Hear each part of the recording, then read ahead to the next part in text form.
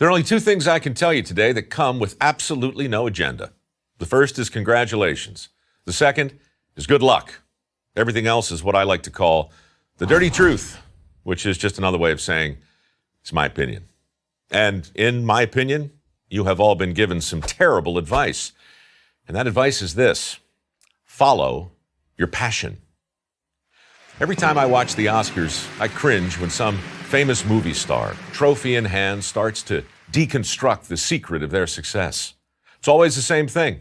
Don't let anyone tell you that you don't have what it takes, kid. And the ever-popular, never give up on your dreams. Look, I understand the importance of persistence and the value of encouragement, but who tells a stranger to never give up on their dreams without even knowing what it is they're dreaming? I mean, how can Lady Gaga possibly know where your passion will lead you? Have these people never seen American Idol? Year after year, thousands of aspiring American Idols show up with great expectations, only to learn that they don't possess the skills they thought they did. What's really amazing, though, is not their lack of talent. The world's full of people who can't sing. It's their genuine shock at being rejected. The incredible realization that their passion and their ability had nothing to do with each other. Look, if we're talking about your hobby, by all means, let your passion lead you. But when it comes to making a living, it's easy to forget the dirty truth. Just because you're passionate about something doesn't mean you won't suck at it. And just because you've earned a degree in your chosen field, it doesn't mean you're going to find your dream job. Dream jobs are usually just that, dreams.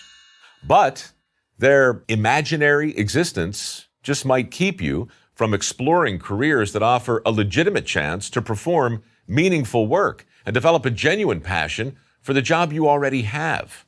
Because here's another dirty truth: your happiness on the job has very little to do with the work itself. On Dirty Jobs, I remember a very successful septic tank cleaner, a multimillionaire who told me the secret to his success. I looked around to see where everyone else was headed, he said, and then I went the opposite way.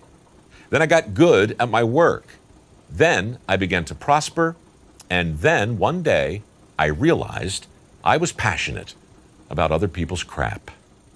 I've heard that same basic story from welders, plumbers, carpenters, electricians, HVAC professionals, hundreds of other skilled tradesmen who followed opportunity, not passion, and prospered as a result.